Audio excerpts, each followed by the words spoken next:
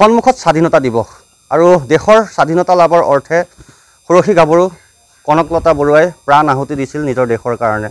আৰু মই উপস্থিত আছোঁ শ্বহীদ কনকলতা বৰুৱাৰ কুটিৰত, বৰঙাবাৰীৰ যি কুটিৰ আছে, আৰু মোৰ সৈতে তেওঁৰ কনকলতা বৰুৱাৰ ভাতৃ কালীচৰণ বৰুৱা আছে। তেওঁৰ সৈতে আমি কথা পাতিম, যিহেতু ব্ৰিটিছৰ গুলীত গহপুৰ থানাৰ সন্মুখত পতাকা উৰুৱাবলৈ গৈ ব্ৰিটিছৰ গুলীত প্ৰাণ আহুতি দিছিল শ্বহীদ কনকলতা বৰুৱাই, আৰু এয়াই হৈছে তেওঁৰ ভাতৃ কালীচৰণ বৰুৱা। মই পোনে পোনে আপোনাৰ ওচৰলৈ আহিছোঁ। স্বাধীনতা দিৱস সমাগত, গতিকে তাৰ প্ৰাকক্ষণত সেই স্মৃতি, শ্বহীদ কনকলতা বৰুৱাৰ স্মৃতি সম্পৰ্কে কি ক'ব? কনকলতাৰ স্মৃতিটো আৰু প্ৰত্যেকটো স্বাধীনতা অহাৰ লগে লগে, দেশৰ স্বাধীনতা 15 আগষ্ট হোৱাৰ লগে লগে আমি এইধৰণে কনকলতা বৰুৱাৰ হৈ পেলাই সাংবাদিক বন্ধুসকলৰ লগতে দুই এটা কথা বতৰা পাতি আছোঁ, আৰু এইবাৰো সেইধৰণে তেখেতসকল আহিছে।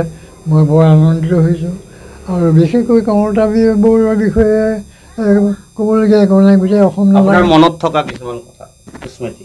মোৰ কনকলতাৰ কাৰণে মই বহুতখিনি কাম কৰিলোঁ, আৰু কনকলতাৰ এতিয়া এই নতুন চৰকাৰখনেও বহুত কাম কৰিবলৈ আগবাঢ়িছে।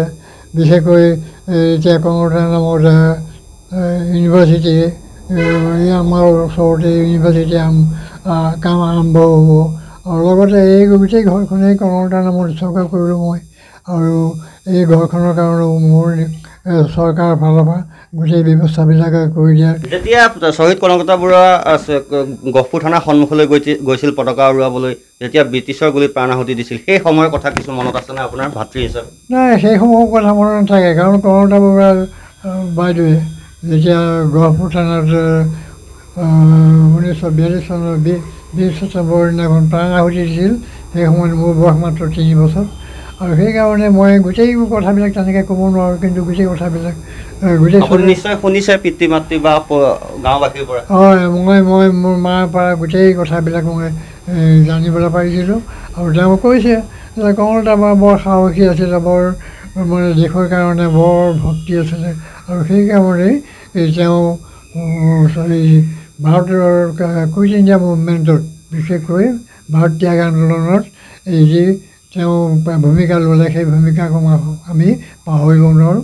আৰু গতিকে কনকলতাৰ কাৰণে আমি সদায় এই শ্ৰদ্ধাটো নিবেদন কৰি আছোঁ। বিশেষকৈ 42 চনৰ 20 ছেপ্টেম্বৰৰ দিনটো আমাৰ কাৰণে এটা বৰ মানে স্মৃতি দিৱসৰ দিন। কিন্তু এই 15 আগষ্টৰ দিনটো যিহেতুকে স্বাধীন হ'ল, স্বাধীন হোৱাৰ পাছতে এই 15 আগষ্টৰ দিনটোকো আমি বৰ শ্ৰদ্ধাৰ সৈতে আমি পালন কৰোঁ, এই ঘৰতেই পালন কৰোঁ।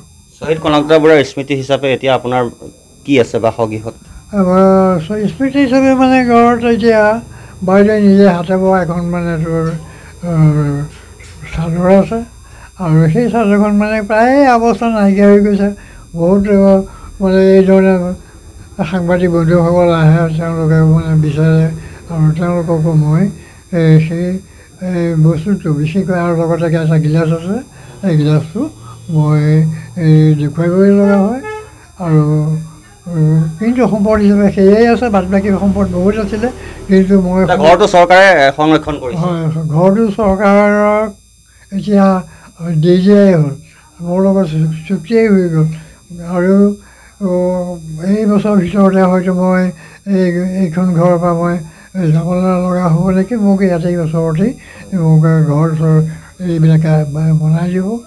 আৰু মই ভাবিলোঁ যে কনকলতাৰ বিষয়ে, কনকলতাক যদি চৰকাৰে ইমান শ্ৰদ্ধা কৰিবলৈ যায় দেশৰ কাৰণে, কাৰণ সিহঁতে দিয়া এগৰাকী মহিলাৰ যিটো স্মৃতি গৌৰৱ, একেবাৰে ইয়াতো আমাৰ ঘৰখনতো থাকক বুলি মই এই ঘৰ বাৰী চৰকাৰক দিছোঁ। নিশ্চয়, আৰু এনেদৰে আমি কথা পাতিলোঁ শ্বহীদ কনকলতা বৰুৱাৰ ভাতৃ কালীচৰণ বৰুৱা। তেওঁ শৰীৰ অসুস্থ যদিও আমাৰ লগত কিছু সময় তেওঁ দিছে, কাৰণ যি শ্বহীদ কনকলতা বৰুৱা দেশৰ কাৰণে তেওঁ প্ৰাণ আহুতি দিছিল, আৰু তেওঁলোকৰ প্ৰাণ আহুতিৰ বলতে হয়তো দেশে স্বাধীনতা লাভ কৰিছিল 1947 চনৰ 15 আগষ্টত। আৰু আমি এনেদৰে শ্বহীদ কনকলতা বৰুৱাৰ কুটিৰৰ পৰা স্বাধীনতা দিৱসৰ প্ৰাকক্ষণত কিছু পৰিৱেশ, লগতে তেওঁৰ বিষয়ে কিছু কথা পাতিবলৈ চেষ্টা কৰিলোঁ। আপুনি বিচৰা বাতৰি পাব কেৱল নিউজ 18 এপত। নিউজ 18 এপ ডাউনলোড কৰিবলৈ স্কেন কৰক এই QR কোড। গুগল প্লে ষ্টৰতো পাব এই নিউজ 18 এপ।